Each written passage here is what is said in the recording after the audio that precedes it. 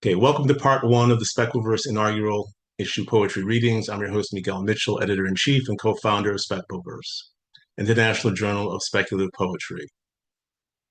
SpecPoVerse has been a labor of love for me, bringing together the international voices of poets writing verse within the speculative poetry realm.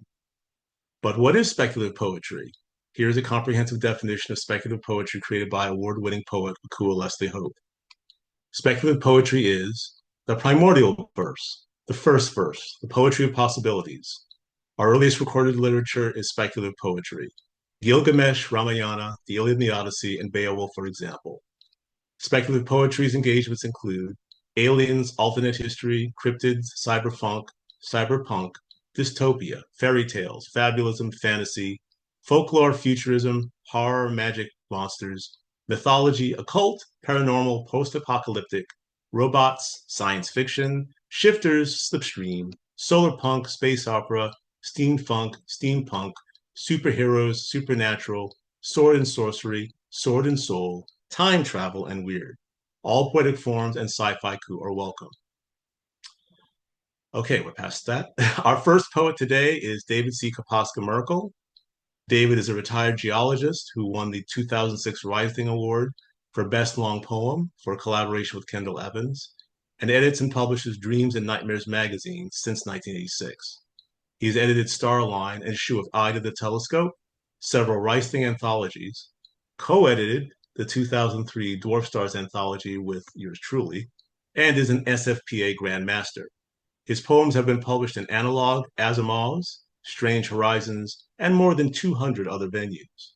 Some Disassembly Required, a collection of dark speculative poems, won the 2023 Elgin Award. His latest collection, Unwholesome Guests, was published in 2024 by Weird House. Take it away, David. Thank you. This poem is called Aquifer, and the title comes from my years as a groundwater geologist, but the poem is not scientific at all. Aquifer. Your dark blood fountains from every well. You're everywhere. It's all you, springing from the mountains' open mouths, cold as your lightless bowels. We swim in you like sperm. You insinuate yourself into every crevice. We haven't killed you. You do not live, but all your children float belly up. The carcass of history, never to be buried, never out of sight and mind under drifting dunes of clean white sand.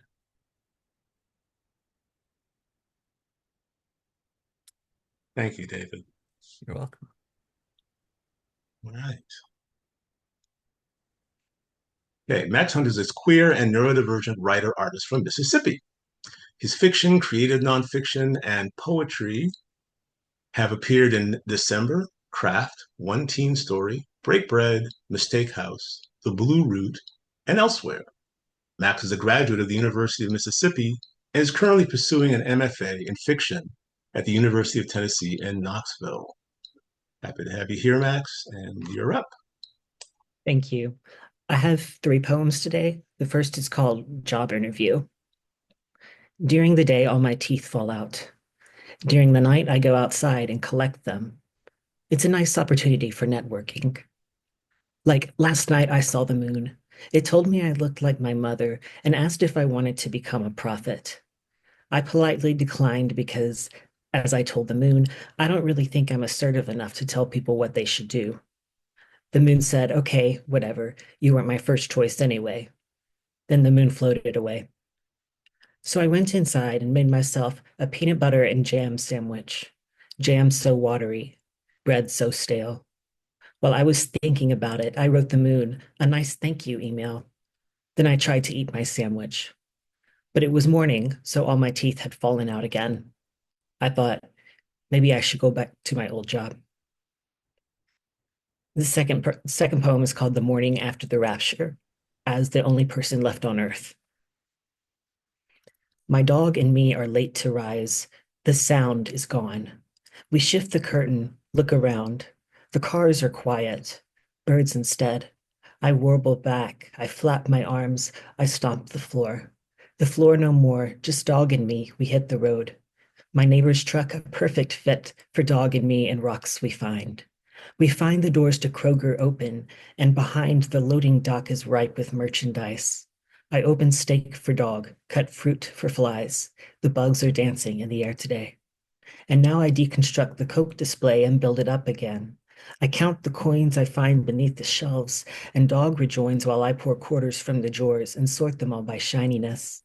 Now, king in court, we travel till we see a house. It might be yours. How close were you to here?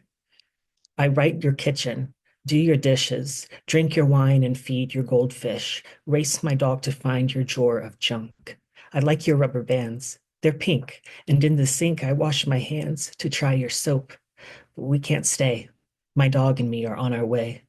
We drive through fog, we drive so fast or slow because the roads, they never stop. They never crowd.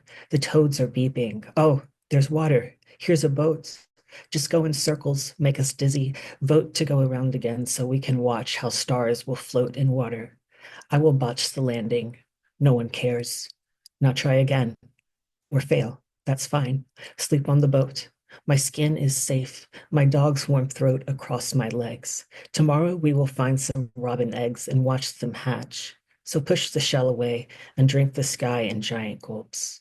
Today I dance off beat. In every open space, I dance and never hide my face. And this last poem is called Cornering the Market, Mississippi, 2017, and it's after Eve Ewing. In 11th grade, my American history teacher was teaching us about boycotts. She used Tiffany's as an example. I boycotted Tiffany's because they used a same-sex couple in an engagement ring commercial. Me and the gay kid across the room stood and raised our hands toward one another, and through our combined rainbow powers, we summoned hundreds of queer people into the school. The queer people kissed in the restroom stalls, proposed in the gym bleachers, and danced waltzes on the stage in the school chapel. The queer people twirled in bathrobes and ripped jeans and graphic t-shirts in dresses made completely out of packing tape and colored tissue paper and anything but the school uniform. The queer people played loud music that was both of no genre and of all of them at once, and they wouldn't shut up no matter how much the principal begged over the intercom. The queer people picked fistfights with the school board until its cowering members finally let the students rip out that part from all the handbooks and feed the pages to Mr. Skinner's gerbils. The queer people picked up the gay kid and me, the action easy as pie, even in their scuffed red heels, and carried us out of that school all the way to Tiffany's, where we stole all the wedding rings so nobody else could use them unless they kissed our scraped knuckles and said they were sorry. And that's it. Thank you, Max. Thank you very much. All right. It looks like we will not be able to show Angela's video, but luckily it is actually posted on the SpecPoVerse site, so that's not too bad. Oliver Smith is a visual artist and writer from Cheltenham, UK. Not sure if I pronounced that correctly. That's correct.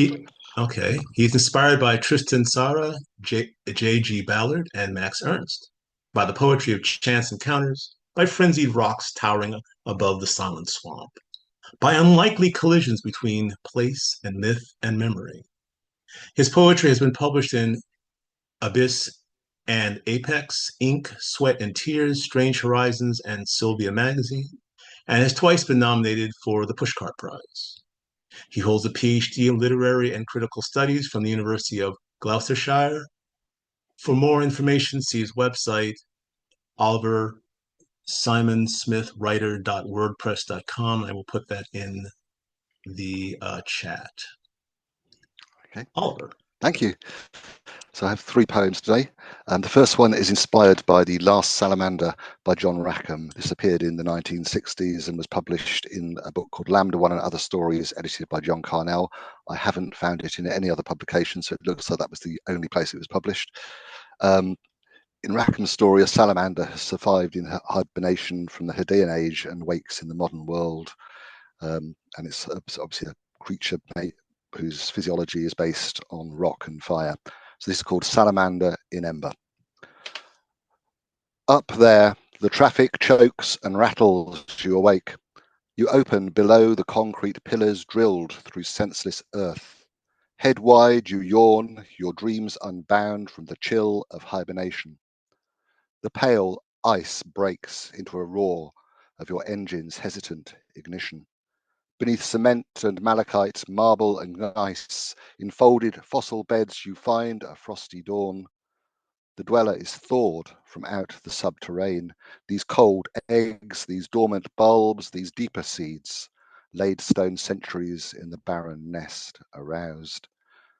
And your furnace sputters in the dark of winter's night, transforming scattered spores to life. You discard a skin on the old rock, eroded by the intermittent heat. You crawl, fed from the highway drain, on corrosion, oil and rust. The icicles in dragon shadows echo the hammer of your heart. Grows 1,000 candles bright, your blackened bones in the limestone, reborn in fiery scoots and scales. You dilate one molten eye in day's grey light and wreathe the world in tendril flames. Beneath your incandescent wheels, you'll burn it all away. Thank you. So the next poem is called Winter Constellations. It's about a particular environment that's been lost, the lanes and hamlets and farms that lay at the foot of the Cotswold Escarpment, cut off by an obsolete airfield. Sort of goes back to J.G. Ballard and science fiction, not being about the future, but being about the present. It's an elegy to that lost landscape. It's called Winter Constellations. We inhale the shadow of fading memories. We, who walked under blackthorn blossom in spring lanes, now find electric paths grown with illuminated waystones. We crouch, masked in the diode's glow, dreaming of midnight field, circled mushrooms, hart's tongue fern, beech, oak, wild barley seeds.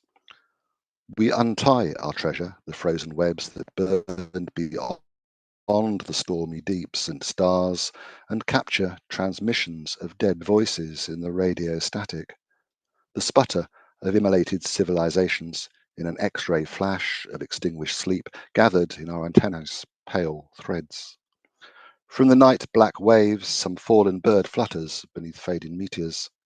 In the sand dunes we gather, one by one, chasing the fleeing ships into the dark, and stranded in the shore's nebulous dusk we listen for the long dead angels calling from the stars' distant reefs of icy dust. So the third poem is Doer.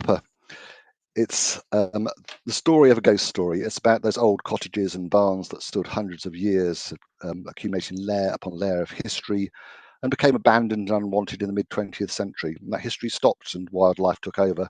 And then in the 1980s, they suddenly became desirable residences again and got fixed up and sold for six-figure sums, and the wildlife all got moved out. So, Doer. She used to gossip with spiders of the comings and goings of the broken hearthstone gods. In the study, she once hung crumbled walls with grinning gargoyle masks, festooned in blooms of pennywort, vetch, and deadly nightshade. The empty eyes of her house marvelled at the garden where mandrake flourished and luck had laid thick the Solomon seal. Curious ivy stretched under the door and waltzed her across the broken flags. In the belly of the rusted oven, widows spun their scripture of silken threads. Inch-thick moss had greened the old stone sink. The pump dripped and the magic swirled up from the plug hole that belched like an acorn-stuffed pig. She wonders at this new century's dawn that brought a restoration and destroyed her home. Cottage rafters are rid of beetle and worm. Starlight no longer shines through the ceiling. The hallway leaves are swept, the holes all fixed. Her shadow waits at the new glazed window. On the air you can taste salt fears and grief. You, who are a stranger, cannot see but fear at the lowest ebb of night, the chill whisper of her breath, and the floorboards long, slow creak. Thank you. Thank you. Oh, that was wonderful. So thank you to David, Max, and Oliver. We have another poet coming at 2 o'clock and a Reminek. And so we will pause until then.